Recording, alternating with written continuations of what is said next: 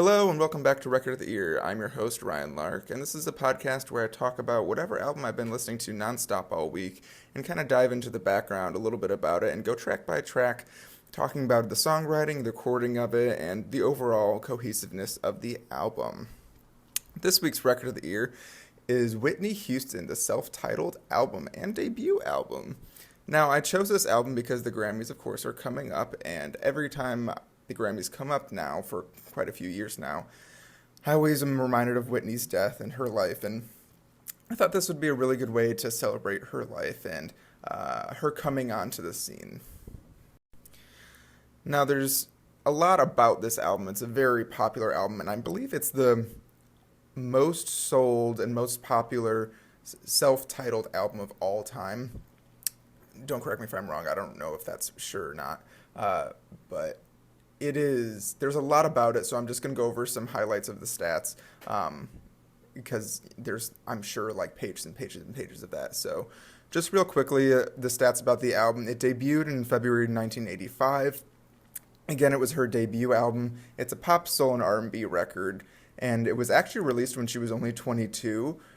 Initially, it had a slow response, but eventually it hit its height over the summer and hit number one on the Billboard Hot 200 and stayed there for about 14 weeks, which is very impressive.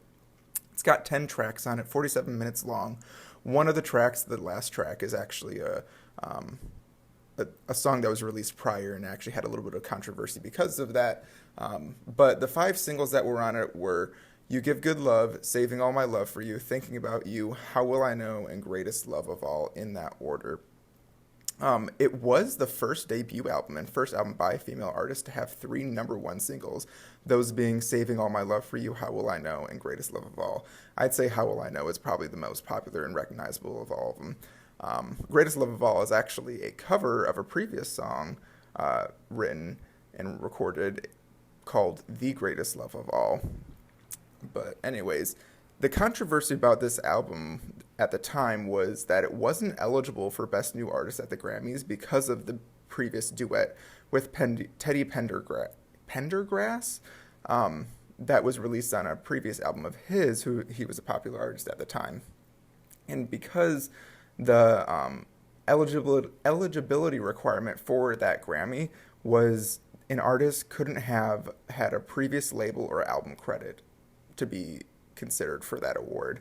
So unfortunately, on a technicality, that made her not eligible for that award, but she still had plenty of other Grammy nominations and 1 win.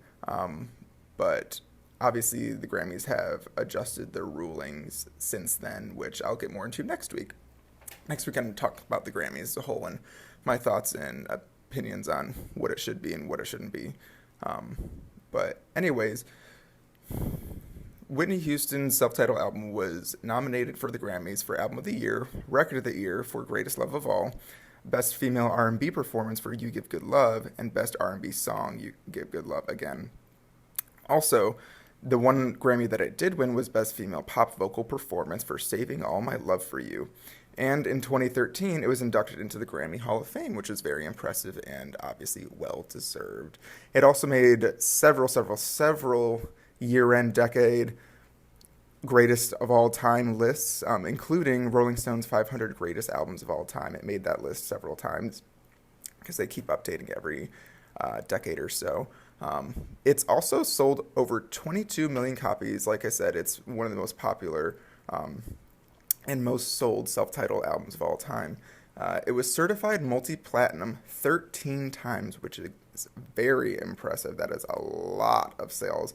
Obviously, the whole landscape of album sales has changed a lot, so I don't know if that could ever be matched again. But I wonder how that's going to actually change. They're going to have to do something with streaming because no one buys albums anymore. But anyways, that's not for this episode. So let's just go ahead and dive right into the tracks. But actually, before we get into the actual album songs, I want to remind you guys to go ahead and take a listen to the album beforehand. That way you'll have some context to what I'm talking about, or go track by track with me, and maybe that'll help you. But yeah, let's go ahead and get into it. Hey guys, let me take a second to tell you about an amazing platform that is the reason I'm even here podcasting right now. If you haven't heard about Anchor, it's the easiest way to make a podcast. Unlike other platforms out there, Anchor is totally free and extremely user friendly. You don't need any prior knowledge or equipment to start recording your podcast, just a phone and an idea. It allows you to record your podcast right from your phone or computer. Then, Anchor will distribute it for you across all platforms like Spotify, Apple Podcasts, etc. And you can make money with no minimum listenership.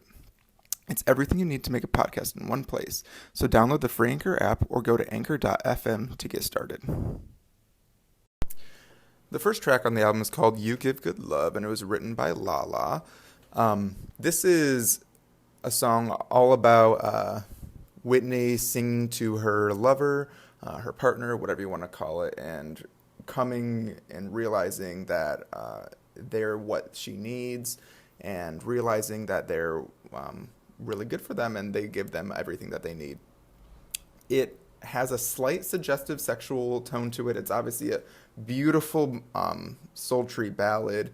There was a little bit of controversy when it came out with people in the news always saying, oh, this is too sexy and sexually provocative. It's trashy, whatever, what have you.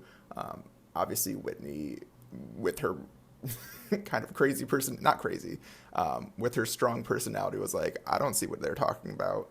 This is just a song about me loving person. Like, I don't pay attention to anything that they're saying. If they actually listened to the song and not just read the title, they would know that, which is just fantastic.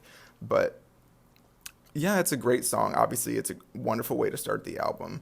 You immediately hear her crystal clear voice. It takes you right to who she is and what she can do and just shows you how much of a talent she is as a singer. Obviously giving it a lot more emotion that she's renowned for. And it's just a great way to start the album.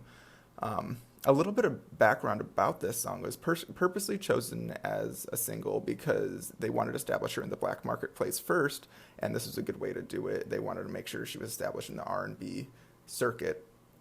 However, it obviously did phenomenally there, but it also transcended that into the main market as well, and put her in the top 100, top 40, top 10 maybe on the Billboard charts, which was very exciting for the album. It was a good signal that this album was going to do very well. But yeah, so for songwriting, I'm going to have to give it, I mean, it's very well written. It's not like, it's just like a really sexy, loving love song, obviously.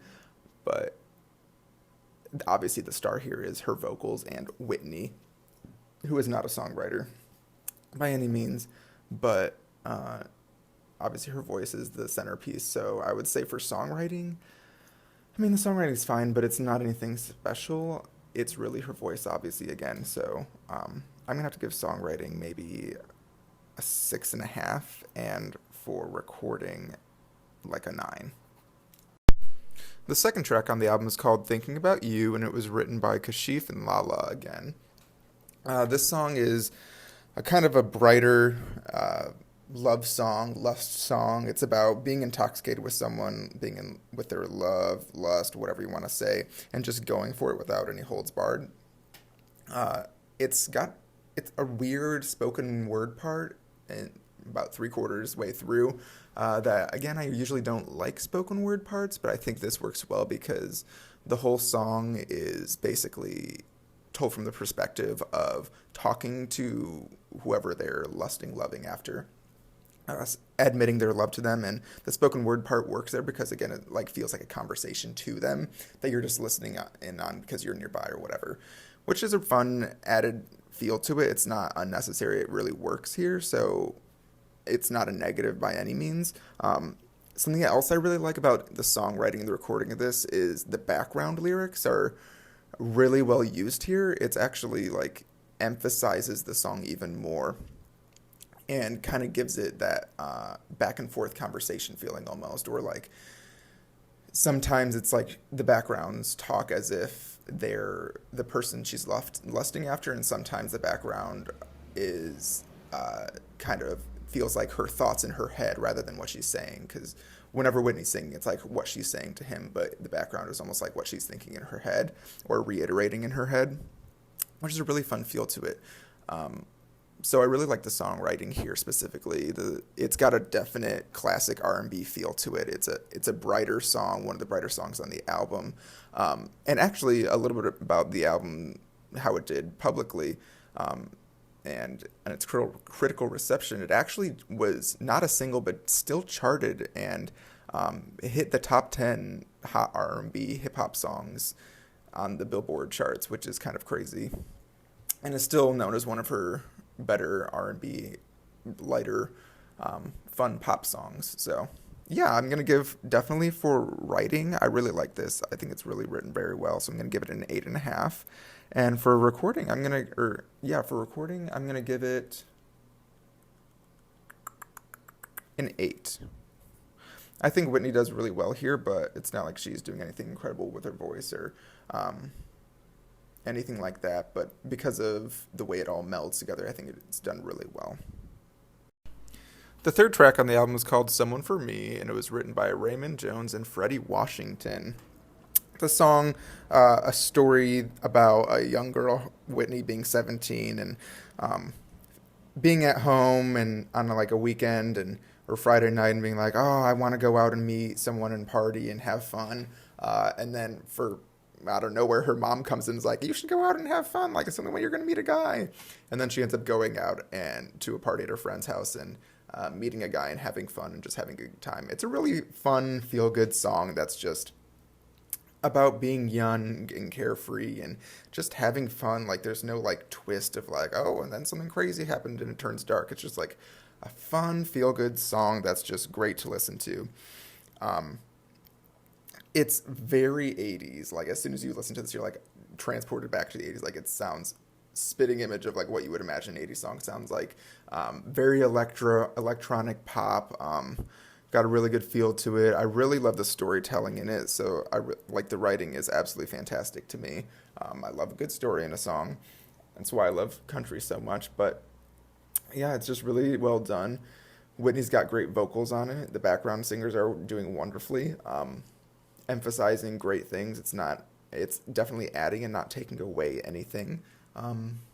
Yeah, Whitney sounds fantastic on it, obviously, as she always does. So for writing, I'm going to give it an 8.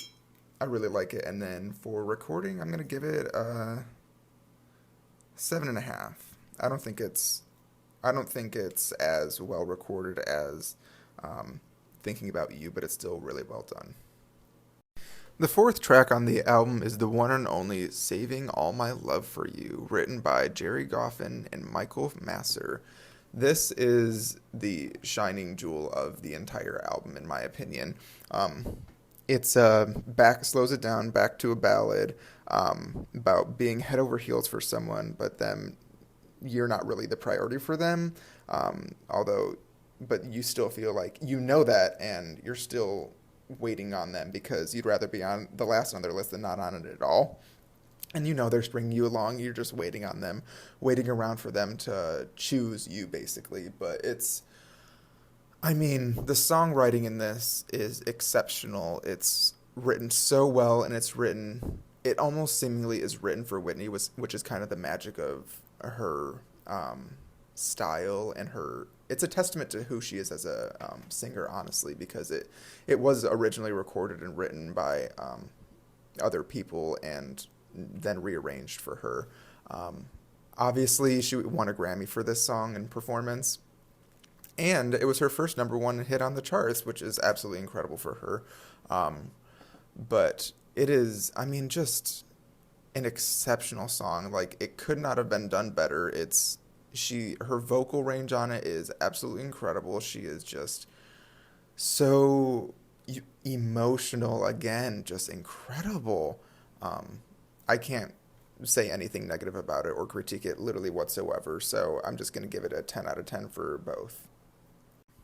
The fifth track on the album is called Nobody Loves Me Like You Do, and it's a duet with Jermaine Jackson. It was written by James P. Dunn and Pamela Phillips. It's actually a cover of a song that those artists did a while ago. But it's It's obviously a love song about them singing to each other how they've never loved anyone else like they've loved them, and no one else will love them like they do.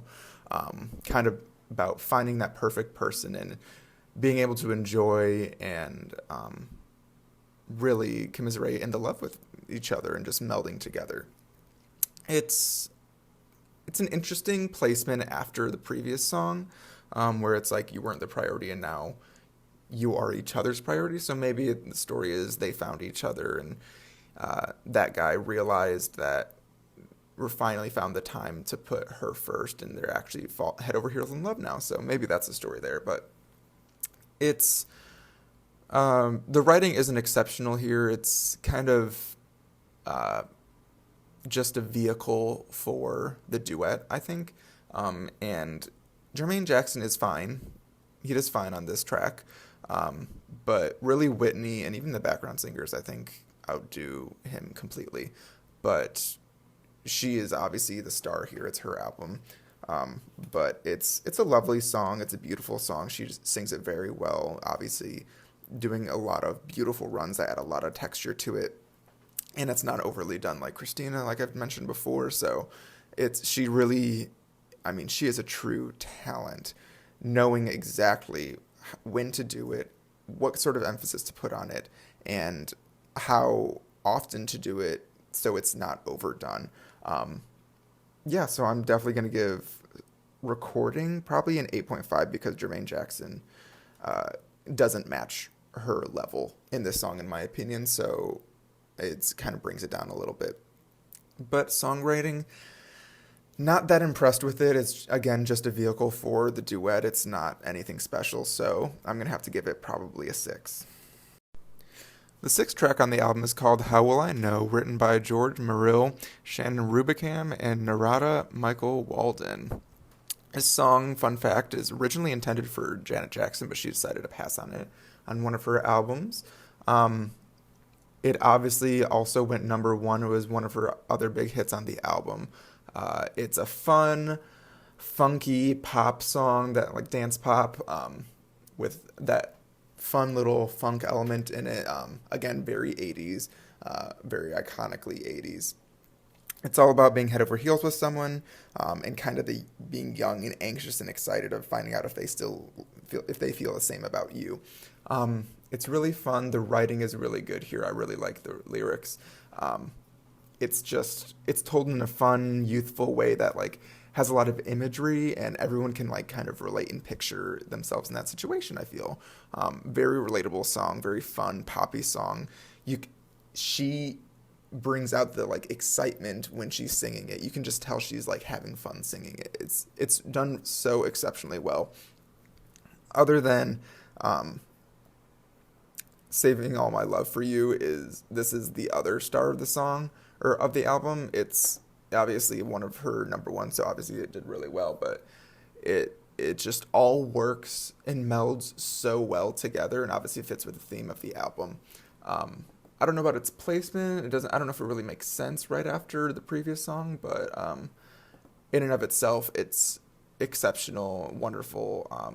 Couldn't imagine anyone else doing it. Maybe Janet Jackson. I don't know how she would do it, but yeah, it's just very iconic, Whitney, and yeah, I think she did an exceptional job with it. So I'm gonna have to give songwriting an 8. I think it's written very well.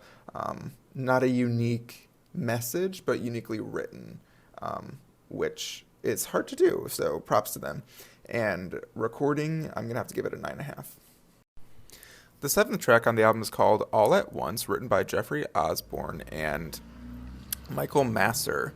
It's another ballad, slows down again. It's a ballad, a heartbreak ballad about a lover all of a sudden, all at once, leaving, and the Whitney dealing with the aftermath and the ramifications of that, and seeing them move on to another woman, and not really understanding or having to pick up the pieces and understand what was happening and why that all happened at once. It is not my favorite song on the album. I think it's one of the weaker songs on the album, honestly, because maybe this isn't fair from today's standards, but it just seems very formulaic. Like, it's a heartbreak ballad, not unique. The background singers sound so cheesy on it. It takes away for sure from Whitney. I don't think it adds anything.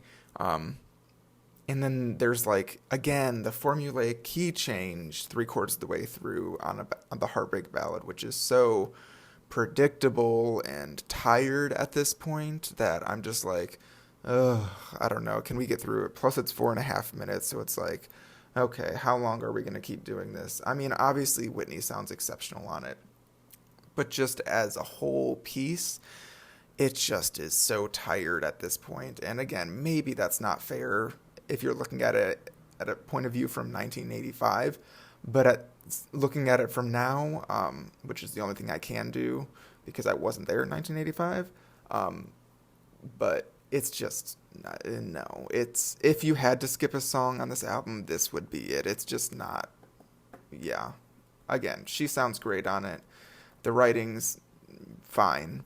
The recording of it, average, to slightly above average because of Whitney.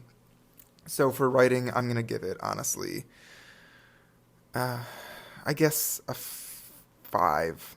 It's a fine average song. And then recording, I'm gonna give it, uh, I don't know. It really just uh, rubs me the wrong way. So I'm going to give it probably a 5.5. The 8th track on the album is called Take Good Care of My Heart. It's the second duet with Jermaine Jackson, one of the Jackson 5 brothers. But this song is a lot better this time, in my opinion. It was written by Peter McCann and Steve Dorff.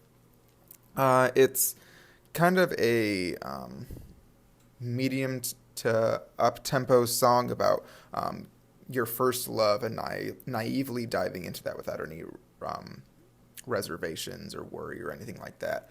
Just completely giving yourself over to them because, again, you don't know better. It's your first love. It's very sweet, very juvenile in not a bad way. It's very everyone feel like can relate to that in some level. Again, it's very relatable. The songwriting isn't exceptional. It's not bad. I would say it's above average. It's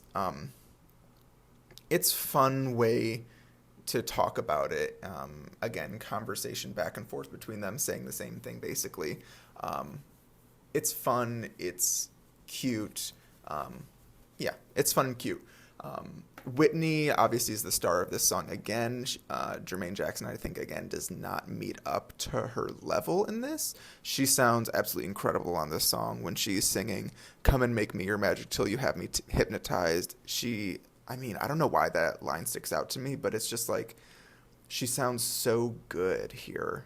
And I mean, Jermaine Jackson is probably better on this track than the previous one, but again, still doesn't match up to her. But again, how could you? I think, again, this is a phenomenal song for her. He brings her down a little bit. The songwriting is just a vehicle for the duet again.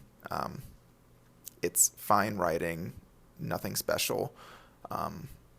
More interesting, I think, than the last duet. But yeah, so I'm going to have to give it a probably 6.5 because I like it slightly better than the previous duet. And for recording, I'm going to give it an 8.5. The 9th track on the album is called Greatest Love of All, written by Linda Creed and Michael Masser again. It is actually a cover of The Greatest Love of All, originally written by Michael Masser, who was when recorded by George Benson. It was actually written for The Greatest, which is a film about biopic of Muhammad Ali. Not for the first time or not for the last time. I mean, she'd be outshining a person by doing a cover of their song. It obviously soared to brand new heights that was not reached by the original artist, Benson. And I think it hit number 1.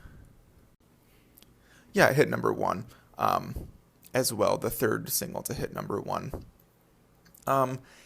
It's just a song about loving yourself and teaching kids to love themselves, which is a really beautiful message, I think, especially in an album all about love.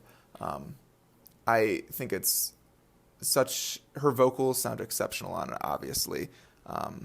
It's arranged very well. I think it's written very well. It it's teetering on preachy almost, because it's like, oh, I believe the children are our future, blah blah blah. But I feel like almost that's the point, because you can't really talk about loving yourself and teaching kids to love themselves without it sounding a little cheesy, you know? It's just a cheesy message, but she does it in a really beautiful way that makes you like, oh yeah, like it just very again works. Um, it's a great song written very well, almost like it fits Whitney's personality very well. It fits on this album, like I said, very well. So I guess, I mean, there's not much else to say about it. I like that it's towards the end of the album. I think it would have probably worked best if it was at the end in the last track, but that's just my opinion, just to kind of close it out with self love. But, anyways, as far as songwriting goes, I'm going to give it a 7, and recording, I'm going to give it an 8. The only negative I would probably say about it is it gets a little repetitive towards the end, and it's almost 5 minutes long, which is pretty long for a song.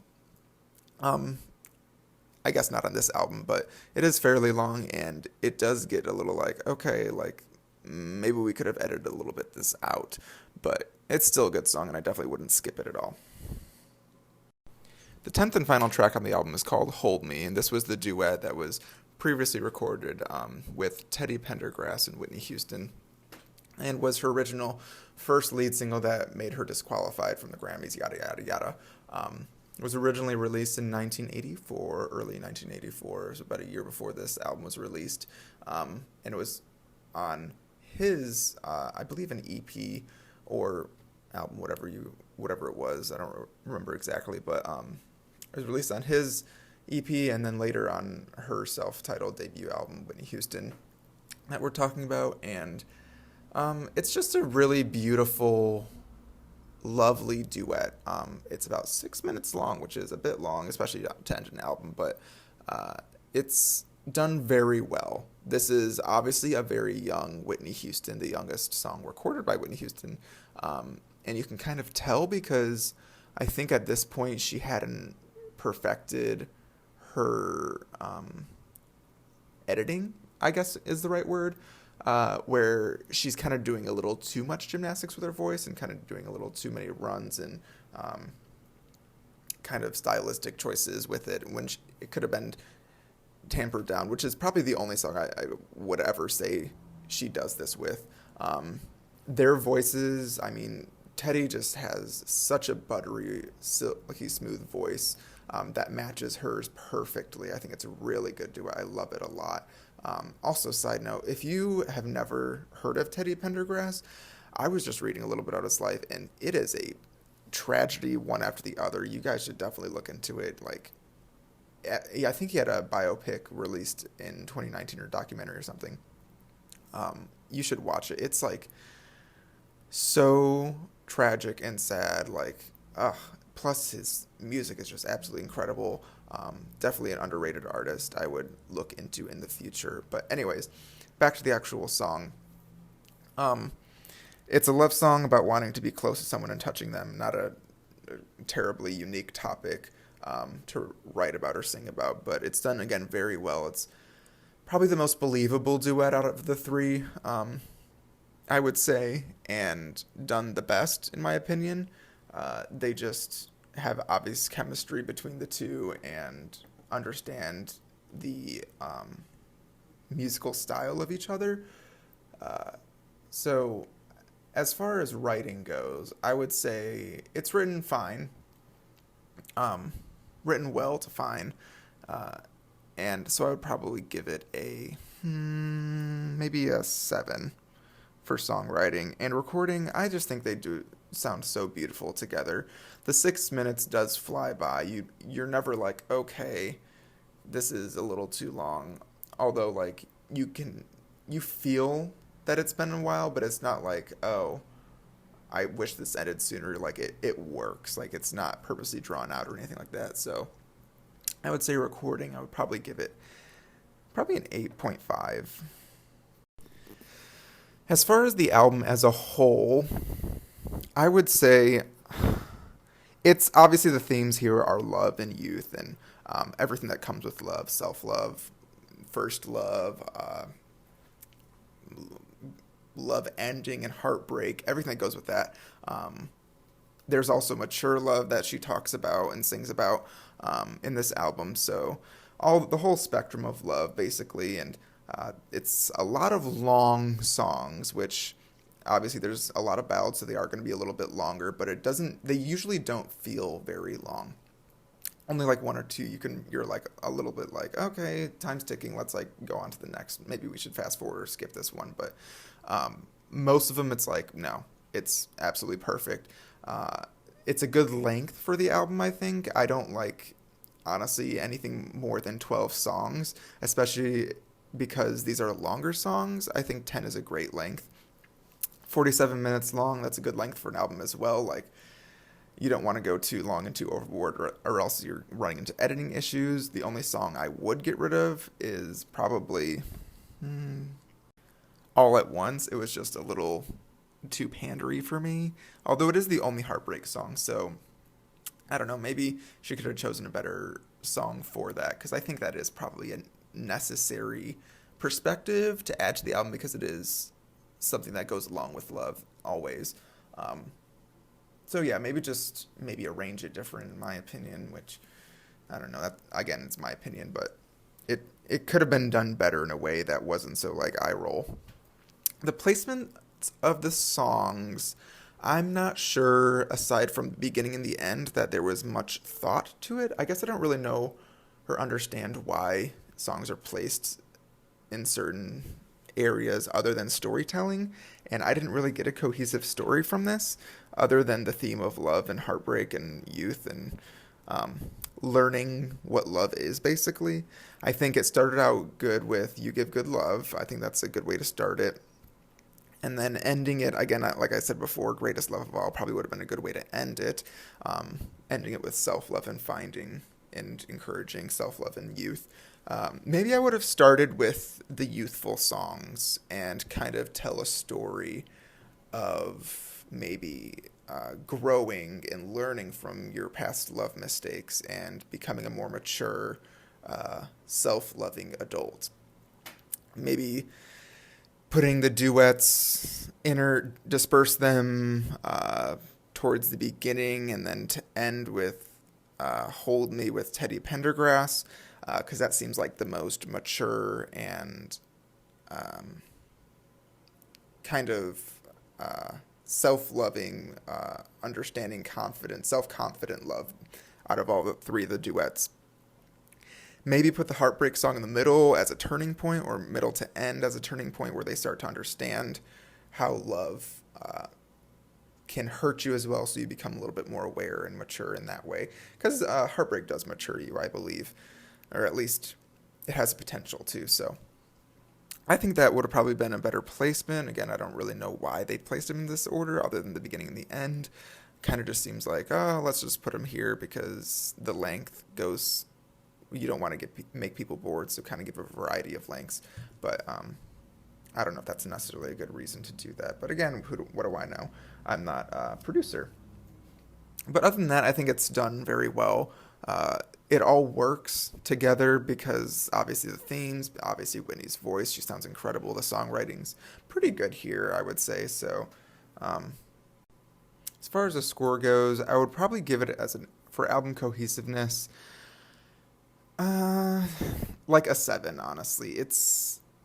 It was well done, but I think there was some storytelling issues, I would say. Maybe like a 7.5, because it did have a cohesive theme, but I think the placement could have just been rearranged and done a little bit better and more intentional. But maybe I just need to look into it more and understand why they did it. But I don't think there was much of a reasoning other than... maybe commercially looking at that, not really looking at the storytelling, but looking at commercial reasons for doing it. But yeah, so anyways, totaling up and averaging out all of the songwritings, it comes to 7.25. Averaging out the recordings, it comes to 8.3. So totaling those three scores comes to 23 3.05, which is so darn close to Jolene by Dolly Parton, but unfortunately does not beat it again. So, valiant try, wonderful album, exceptional album, one of my favorite albums of all time. Again, reminds me of Whitney, and this is a time that I feel like we should be paying respect to Whitney, because the Grammys and the music industry is all about the music industry, and she gave so much to music and should be known for that rather than her other faults in her life. And I think she's just an incredible artist and should be remembered forever, and the legacy lives on forever and ever, obviously, because everyone knows she's such a true talent in this industry and was such an exceptional human being. So yeah, again, if you can, I always encourage everyone to go out and support the artists rather than streaming it or getting it for free, because they get more money. I know Whitney's no longer around, but her kids probably get some of that money. So helping them out in any way, or her family, I guess, not just her kids. But yeah, just go out and support the artist rather than listening to it for free. If that's all you can do, that's great. But in this time, I would strongly encourage you to do that. Until next week, you can find me over at my Instagram, Record of the Ear Podcast. You can just comment or message me there and let me know your thoughts about the album. Feel free to go back and listen to it again, support the album, and let me know your thoughts. What did you agree with me? Did you like that track that I absolutely can't stand? What are your thoughts? Do you think it should be arranged differently? Do you understand the way if you did actually understand the way they arranged it, please let me know, because I would love to understand that. What did you think of the duets? Do you think she should have been allowed to be nominated for that Grammy? Do you think it would have taken away from her career if she did win that Grammy, potentially? Because she probably would have won Best New Artist, without a doubt. She probably would have won if she was nominated. She was just absolutely skyrocketing to the public eye at that time, so probably would have won. But anyways, you can also feel free to leave me a review and let me know your thoughts there as well. Please put 5 stars if you so choose to. Anyways, until then, I will see you next week. Take care. Bye.